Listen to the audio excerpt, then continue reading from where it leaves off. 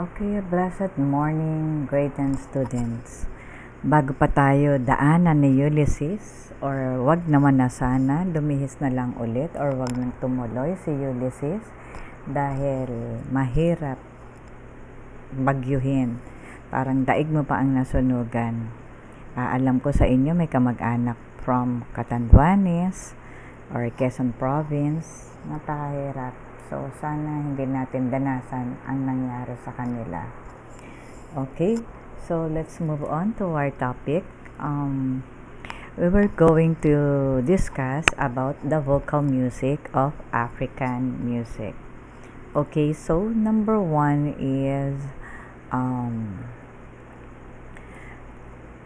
blues.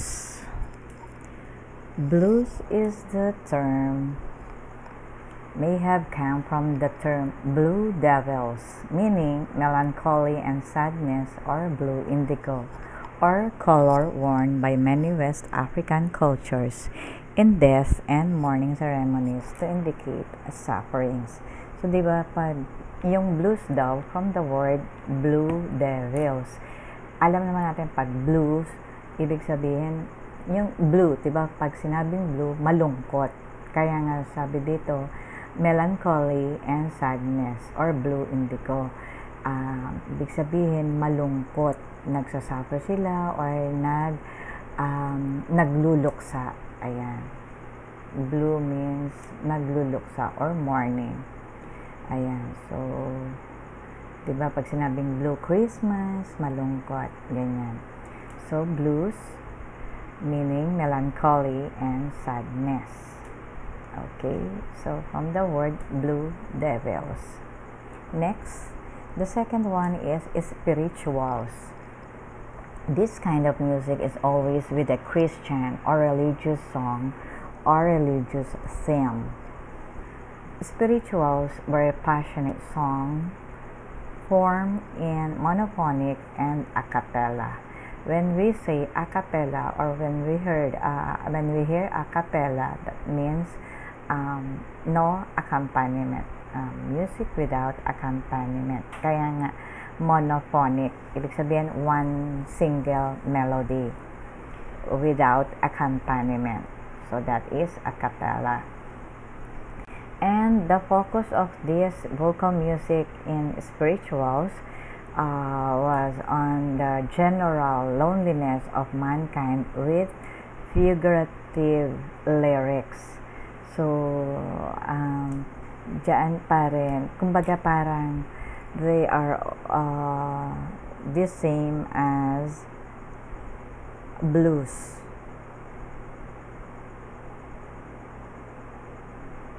Okay, so there are an expression of spiritual devotions and a desire for freedom from bondage.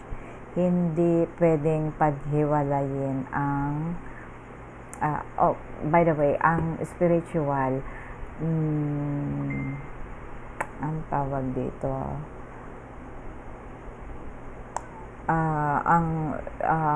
nauna ang pinagmulan ng blues rather.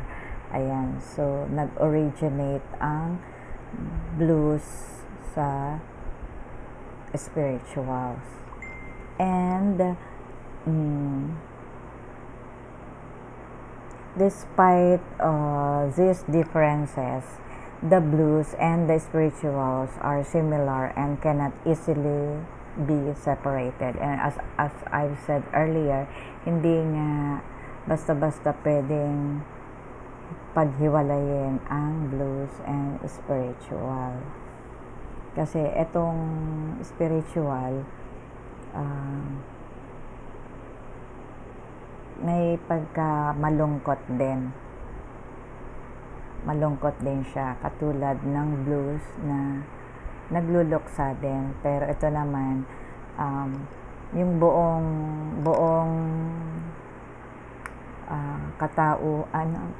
buong sambayanan, kumbaga parang mas nafe-feel nila yung song or the vocal music with figurative lyrics. Kumbaga mararamdaman nila mismo yung sinasaad ng mga lyrics.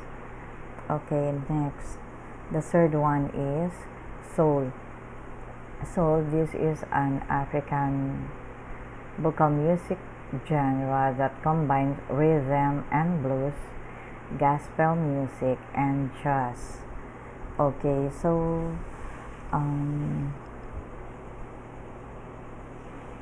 mas maririnig nyo tong soul music na to katulad ng mga kanta ni Aretha Franklin, Marvin Gaye, James Brown. Alam ko narinig niyo na yung kay James Brown na yung I Feel Good. I Feel Good. Kasi yung soul music, very catchy siya. Madali siyang sundan. Ayan. Madali siyang sundan. Catchy rhythm siya. Ayan.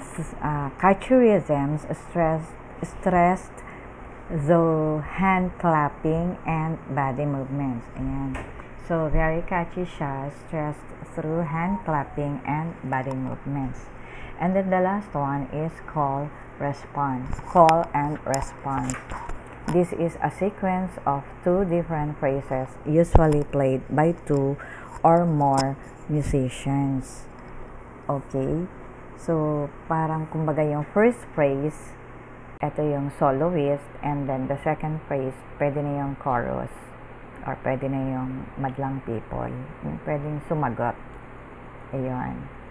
So those are the African vocal music. Next, let's move on to African instruments. What are the African instruments? Okay, so there are how many characteristic or kinds of instruments. Number one, chordophone. When you say chordophones, ito yung mga stringed instruments, a group of stringed instruments. So, example of chordophones, kora. Kora is a long-necked harp lute with 21 leather or nylon strings. And the second one is adungu. It's a kind of African harp considered as the most striking string instrument because of its often exceptionally beautiful form and decoration. And so that is adungu. And the last one is uhadi. Uhadi is a single string instrument traditionally made from wood and dried gourd. So yung uhadi parang made of yung upo, ayan, gawa sa kahoy, at yung dried vegetable like upo, ganyan. So those are chordophones or stringed instrument. Kora, adungu, uhadi. Next kind of instruments is aerophones. Aerophones naman, ito na yung musical instrument naman that produces sound primarily by causing a body of air to vibrate or kumbaga hinihipan by blowing naman yan. So, nyanga is one example of aerophones, and kudu. Nyanga and kudu. Next, idiophones. Idiophones, ito naman yung instruments that struck or striking. Striking instruments yan, ginagamitan yan ng, or ito yung paghahampas or pinapado. So, example of idiophones or African instruments are balaphone, talking drums, slit drum, and rasps. Yung balaphone naman is a wooden xylophone or percussion idiophone which plays melodic tunes and usually has between 16 to 27 keys. So, medyo mahirap tugtugin to kasi imagine niyo hindi pwedeng yung palo-palo lang. May mga kanya-kanyang tones yan. but imagine 27 woods yan. Okay, so that is a wooden xylophone, balafon. Yan yung pang melody nila eh. Ayan, melody tune. And then the second one is the talking drums, kasi parang iyan naman yung nag-regulate ng mga pitch.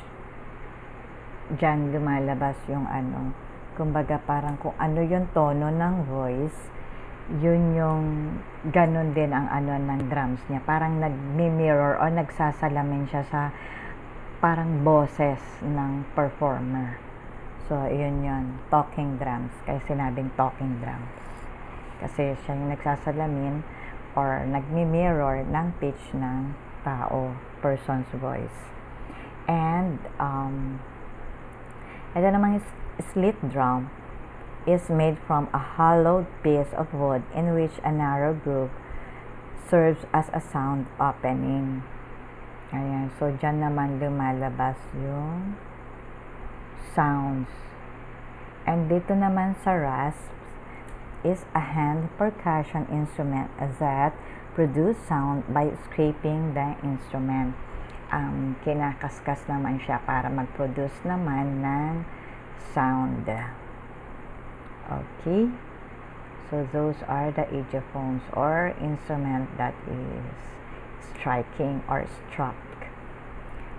Then the membranophone, in which a stretched membrane vibrates to produce sound. So ito naman yung made of mga skin, animal skin, made of animal skin. Ayan. So, hinahampas, pinapalo naman siya. Ayan, para mag-produce ng sounds by using hands. Ayan. Okay, so number 1 is djembe. Djembe. Joke lang. Ayan, so djembe. So, djembe is a rope-tuned, skin-covered goblet drum played with bare hands. So, yan nga, pinahampas ng kamay. And then, kalimba. Kalimba, diba ito yung nauuso ngayon? Ayan. And, or a thumb piano is a percussion instrument and sound box with metal keys attached to the top to give different notes. Ayan, may kanya-kanya din siyang tono. Pag pinindot mo yun, lalabas yung parang do, re, mi, fa, sol, la, ti, do. So, iba-iba yung tono niya. May mababa, may mataas. Okay. So, next is agogo.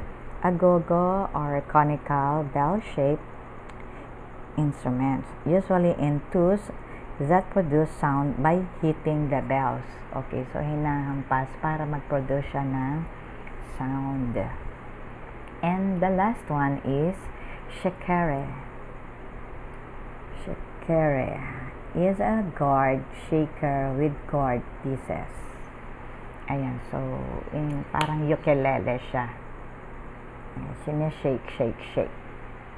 Okay, so those are the membranophone African instruments. Okay, so that's all for today, and hopefully hindi tayo daanan ni Ulysses. Okay, so but on the other hand, mag-ingat pa rin tayo. Okay, iba na yung handa. Okay, so keep safe everyone.